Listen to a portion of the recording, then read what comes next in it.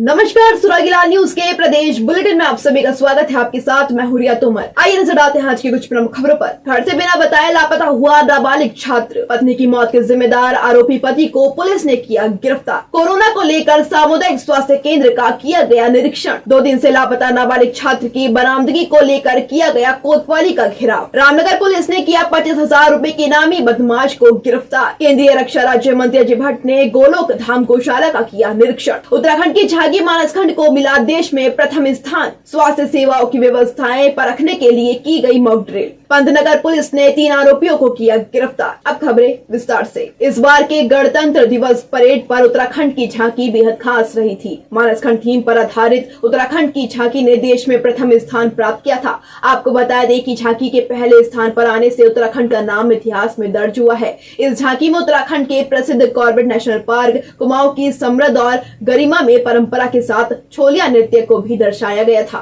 संवाददाता दुर्गेश तिवारी की रिपोर्ट। महत्वपूर्ण पौराणिक मंदिरों, दर्शनीय पर्यटन स्थलों के विकास के लिए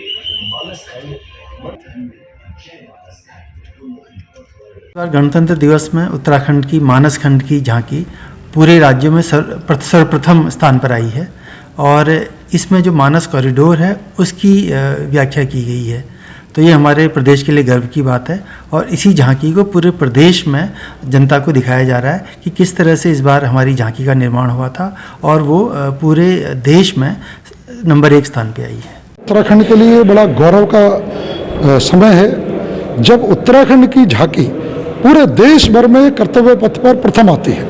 वह मानसखंड की झांकी जो आदरणीय पुष्कर सिंह धामी जी के नेतृत्व में इतनी सुंदर झांकी बनाई गई कि उसे प्रथम पुरस्कार प्राप्त हुआ। निश्चित रूप से हम गौरवान्वित महसूस करते हैं और आज वह झांकी पूरे प्रदेश में उस गौरव के संदेश को लेकर जा रही है। निश्चित रूप से देवभूमि अध्यात्म की भूमि है, धर्म की भूमि है और मानसखंड की झांकी ये निश्चित रूप से उस संदेश को देने वाली है। मैं पुष्कर सिंह धामी जी को बधाई देता हूँ और संस्कृति विभाग को बधाई देता हूँ। रामनगर क्षेत्र में शनिवार की शाम एक नाबालिग छात्र घर से बिना बताए लापता हो गया था, जिसके बाद नाबालिग छात्र की पुलिस ने गुमशुदगी दर्ज कर उसकी खोजबीन शुरू कर दी है। वहीं कोतवाल अरुण कुमार सैनी ने जानकारी देते हुए बताया कि मोहल्ला भरतपुर निवासी करीब 15 वर्षीय मयंक मावड़ी पुत्र परवीन मावड़ी शनिवार की शाम को घर से बिना बताए लापता हो गया। इस मामले में लापता नाबालिग छात्र की धारा 365 IPC के तहत गुमशुदगी दर्ज करने के साथ ही पुलिस टीमों का गठन कर दिया गया है। संवाददाता कैलाश सुयल की रिपोर्ट।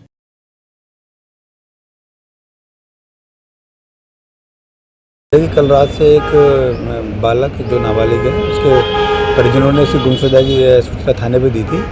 उसी समय से पुलिस थाने में उसके द्वारा हमारे द्वारा टीम बना दी गई है। CCTV कैमरे व अन्य उसके दोस्तों से पूछताछ की जा रही है। इस संबंध में थाना आजा पर गुमशुदगी दर्ज हो चुकी है। रात लगभग 6:30 बजे के आसपास वो घर से निकला था। किसी अपने दोस्त के साथ ये कह के निकला है कि मैं बर्थडे में जा रहा हूँ। तो साथ वाला उसका जो है पंपापुरी किसी जगह पर से छोड़ के आया, लेकिन उसके बाद वो वापस अभी तक घर नहीं आया, जिससे पूरे घर वाले परेशान हैं। और रात भर उसे हमने पोसी खत्ता जहाँ जहाँ हम ढूंढ सकते सब जगह ढूंढा, अभी तक उसको कोई सुराग नहीं मिला है। और पुलिस से भी हमने आग्रह किया है जल्द से जल्द बच्चों को बरामद किया जाए। एक होटल के बाहर से एक महिला और एक पुरुष को अगवा कर हत्या करने के प्रयास करने के मामले में 3 आरोपियों को थाना पंतनगर पुलिस ने गिरफ्तार कर जेल भेज दिया है। आपको बता दें कि आरोपियों से 2 धारदार हथियार और घटना में प्रयुक्त एक कार भी बरामद की गई है। पुलिस ने आरोपियों को कोर्ट में पेश कर आरोपियों को जेल भेज दिया है। संवाददाता दुर्गेश तिवारी की रिपोर्ट। कुछ इस प्रकार से है कि 9 तारीख को हम लोग को एक तहरीर प्राप्त हुई जिसमें रेहान नाम के व्यक्ति द्वारा ये शिकायत दर्ज कराई गई कि उनके एक परिजन को और साथ में एक महिला को कुछ व्यक्तियों द्वारा हत्या के आशय से अपहरण कर लिया गया है। उनको जानलेवा हमला उन पर किया गया, उनकी गाड़ी क्षतिग्रस्त की गई और उनको इलीगली कन्फाइन किया गया है। तो इसी घटना की जो गंभीरता है उसको देखते हुए हम लोगों ने तत्काल इसमें टीमों का गठन किया, जिसको CO पंतनगर और इंस्पेक्टर पंतनगर लीड कर रहे थे, जो कि SI पंकज जो कि चौकी इंचार्ज सिटकुल है उनके नेतृत्व में वो टीमें काम कर रही थी। उन टीमों के द्वारा घटना के दृष्टिगत इसमें CCTV फुटेज कलेक्ट की गई, जिसमें हमने 100 से ज़्यादा CCTV फुटेज देखे और साथ में हम लोगों ने आसपास के अपने जनपदों में मैसेज किया, गाड़ियों की डिटेल्स वहाँ पे शेयर की, मैनुअल इंटेलिजेंस गैदर की और उसके बेस पे हम लोगों ने इसमें बड़ी सफलता हमें मिली है। उसमें घटना में जो 3 लोगों ने इस घटना को अंजाम दिया था, तीनों अभियुक्तों की हमने अरेस्टिंग कर ली है और इस घटना में प्रयुक्त जो वाहन था हुंडई एक्सेंट, उस वाहन को हम लोगों ने बरामद कर लिया। इस घटना को कारित करने के लिए जो 2 असलाह प्रयोग किए गए थे, उन दोनों असलाह को हम लोगों ने बरामद कर लिया और एक गाड़ी जो पीड़ित की थी, जिसे क्षतिग्रस्त किया गया था अभियुक्तों के द्वारा, उस गाड़ी को भी हम लोगों ने बरामद कर लिया है। उसका टेक्निकल मुआयना कराया जाएगा। इसमें investigation is on the way and ये बहुत ही ज़्यादा सनसनीखेज घटना थी क्योंकि एक शहर के व्यस्ततम पॉश इलाके में हुई थी, तो उसी गंभीरता के साथ पुलिस ने इसको प्रोफेशनली टैकल किया और इसमें पूरी प्रोफेशनल एफिशिएंसी का परिचय देते हुए तत्काल इस घटना का अनावरण भी किया और इसमें तीनों अभियुक्तों की गिरफ्तारी और सारे इसमें इलेक्ट्रॉनिक और जितने भी फिजिकल एविडेंस थे वो सब हम लोगों ने कलेक्ट किए हैं और इसमें इन्वेस्टिगेशन की जा रही है और इसमें जो क्रिमिनल्स हैं उनकी जो भी क्रिमिनल हिस्ट्री है उसके बेस पे इसमें अग्रिम कार्रवाई भी उनके विरुद्ध गैंगस्टर या गुंडा एक्ट में की जाएगी। पूरे मामले में कार्रवाई विवाद प्रकाश में आ रहा है क्योंकि इन लोगों की जो लोग अभियुक्त हैं उनकी सिस्टर या उनकी भतीजी है जो पीड़ित है इसमें, और उनकी इच्छा के विरुद्ध किसी से संबंध बनाना है, शादी करना, उनके अफेयर रखना, ये इसके पीछे प्रथम दृष्टया कारण अभी तक इन्वेस्टिगेशन में यही प्रकाश में आया है। बाकी इसमें अभी इन्वेस्टिगेशन जारी है और इसमें जो भी इसका बाकी डिटेल्स आते हैं वो इन्वेस्टिगेशन के बाद शेयर किए जाएंगे।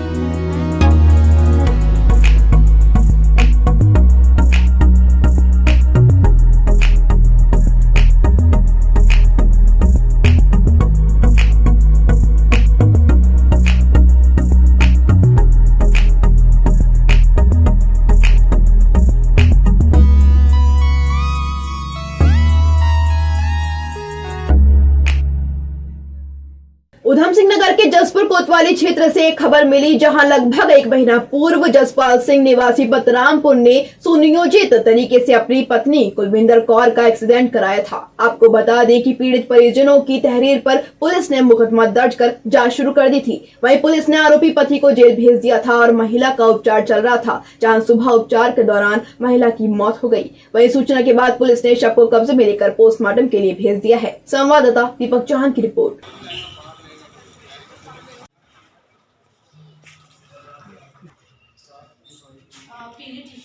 कुलविंदर कौर इनका नाम था, बतरामपुर निवासी थी। लगभग 1 माह पूर्व इनका एक्सीडेंट हुआ था, जिस संबंध में FIR भी दर्ज है और जांच की जा रही है।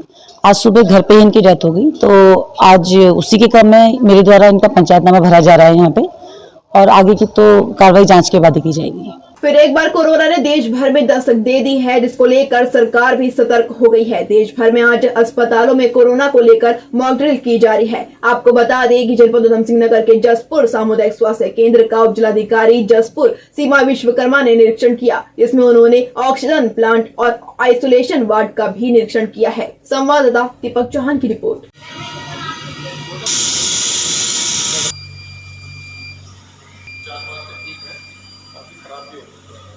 यहाँ जसपुर हॉस्पिटल की मैंने अभी निरीक्षण किया था, तो उसमें सभी व्यवस्थाएं सही पाई गई थी और सारे वार्ड में हम लोग गए भी थे। आइसोलेशन वार्ड भी हम लोगों ने देखा था और ऑक्सीजन जो केंद्र बना है वो भी सुचारू रूप से काम कर रहा है। अब व्यवस्था यहाँ पे पूरी है। हाँ, जसपुर में बेहतर उपचार मिल जाएगा। रामनगर के मोहल्ला भरतपुरी निवासी परवीन मेवाड़ी का 15 वर्षीय पुत्र मयंक, जो कक्षा 9 का छात्र है, सूत्रों से पता चला है कि 8 अप्रैल की शाम को वह घर से बिना बताए अचानक लापता हो गया था। इस मामले में पुलिस द्वारा लापता छात्र की गुमशुदगी भी दर्ज कर ली गई थी। आपको बता दें कि 2 दिन तक लापता छात्र की बरामदगी न होने पर पूर्व सैनिकों व कई अन्य लोगों के साथ ही कांग्रेस के वरिष्ठ नेता एवं पूर्व विधायक रणजीत सिंह रावत भी कोतवाली पहुंचे, जहां उन्होंने कोतवाल से लापता छात्र को सकुशल बरामद करने की मांग की है। संवाददाता कैलाशवेल की रिपोर्ट।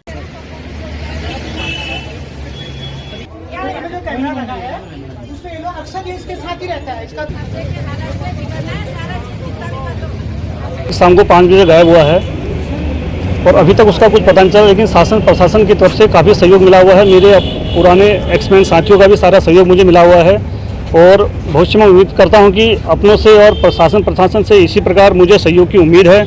और आप लोग भी इस बात को काफ़ी शेयर करिए, जिससे कि मेरा बेटा एक परिवार की उम्मीद वापस लौट पाए। फिलहाल मैं इससे ज़्यादा कुछ कह नहीं पाऊँगा। धन्यवाद। देखिए, परिजनों का परेशान होना स्वाभाविक है। किसी के भी जिगर का टुकड़ा इस तरह अचानक खो जाएगा तो उनकी परेशानी निश्चित रूप से स्वाभाविक है और जो लोग आए हैं उनकी भी चिंता स्वाभाविक है। सब लोग चिंतित हैं उस बच्चे के लिए। कल शाम मुझे भी पता चला था, हमारी एक बहन है वहाँ सत्यश्री रावत जोशी के घर के पास सामने रहती हैं, उन्होंने बताया था। तो मैंने पुलिस से कल शाम भी बात की थी, सुबह भी यहाँ इंस्पेक्टर रामनगर पुलिस से बात की। तो इन लोगों ने जो बताया अभी तक कि हमने सारे CCTV चेक किए हैं, फ़ोन वो बच्चा ले नहीं गया है। फेसबुक और इंस्टाग्राम में कुछ क्लू जो हैं संदिग्ध जैसा लोग बता रहे हैं यहाँ, तो उसके अनुसार वो अपनी जांच को आगे बढ़ा रहे हैं। और कुछ जैसा इंस्पेक्टर पुलिस ने बताया कि उन्होंने कुछ एक्सपर्ट भी बुलाए हैं और ये मोहल्ले वाले ने बताया है कि एक CCTV कैमरे में वो उधर कोसी की तरफ को जाता हुआ दिखा, इस साइड को शहर की तरफ नहीं आया। तो उस सारे एंगल पे मुझे लगता है कि पुलिस को थोड़ा टाइम हमको आज का देना चाहिए और अगर हम थाने को ही घेर लेंगे तो पुलिस अपना काम उतने बेहतर ढंग से नहीं कर पाएगी। कल शाम पुलिस को सूचना दी है तो निश्चित रूप से उनको थोड़ा समय देना चाहिए। नाबालिग बच्चे की गुमशुदगी हमारे द्वारा थाने में रजिस्टर की गई है, इसके परिवार द्वारा सूचना दी गई थी, उस आधार पर हमारे द्वारा जांच की जा रही है। इस संबंध में हमारे द्वारा 5 टीम गठित कर दिए थाना स्तर पर, 12 एक्सपर्ट टीम को भी हमारे द्वारा बुलाया गया है। जो भी इस संबंध में आवश्यक जानकारी का हमारे द्वारा भी दिखा की जाए।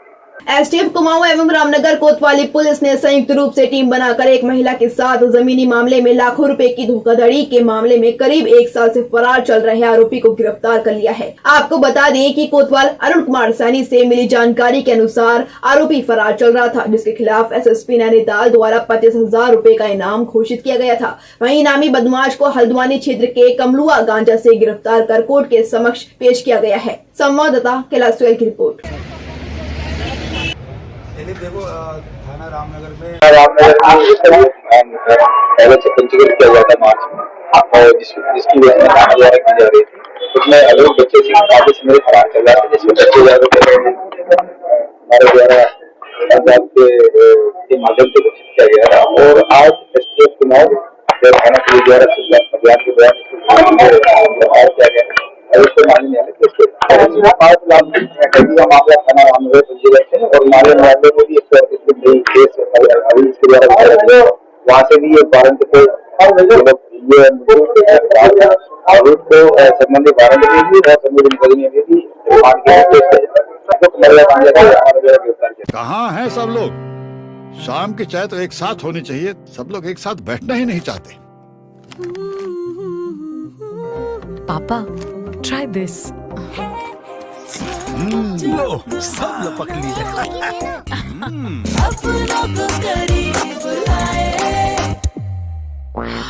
ये क्या हाल कर दिया है रूम का? बस कल से चाय? कल से चाय मेरे रूम में। देवरपन नमकीन को करीब। केंद्रीय रक्षा राज्य मंत्री अजय भट्ट ने आज गोलोक धाम गौशाला का निरीक्षण कर गोवंश को अपने हाथों से चारा खिलाया। आपको बता दें कि इस गौशाला में 160 गोवंश मौजूद हैं। केंद्रीय रक्षा राज्य मंत्री ने गौशाला का निरीक्षण करने के बाद कहा कि सरकार गोवंश का संरक्षण करने के लिए गंभीरता से काम कर रही है। गाय जब तक दूध देती है तब तक लोग उसका पालन पोषण करते हैं, वहीं दूध न देने पर उन्हें सड़कों पर छोड़ दिया जाता है, जिस कारण गाय न सिर्फ सड़कों पर भटकती है बल्कि प्लास्टिक पॉलिथीन खाने के कारण उनकी मौत भी हो जाती है। संवाददाता दुर्गेश तिवारी की रिपोर्ट।